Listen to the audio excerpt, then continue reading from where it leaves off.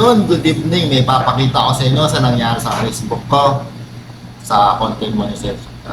Hindi naman tayo demonetize, pero ito ang nangyari sa Facebook ko, lahat ng video ko. Ito. Hindi naman tayo na mabigat rin talaga. So ito, pangarin natin. Ipopost. Ito yung picture.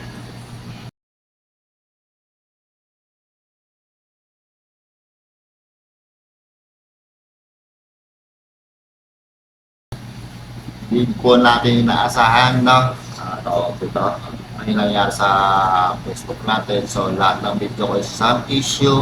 Meron nakalagay na warning. Hindi naman siguro ako na demonetize kasi hindi naman nawala yung content monetization. Hindi naman nawala yung CM ko. Yung content monetization ko, hindi naman nag-lock. So, masakit.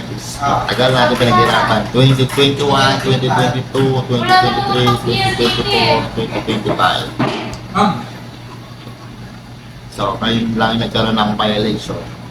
I-delete lahat ng video para bumalik. Sa bagay, hindi naman na-lock.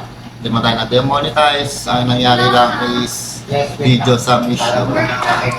So, sa mga bibigyan ko wala pa yun ng tip. Bibigyan ko kayo ng tip.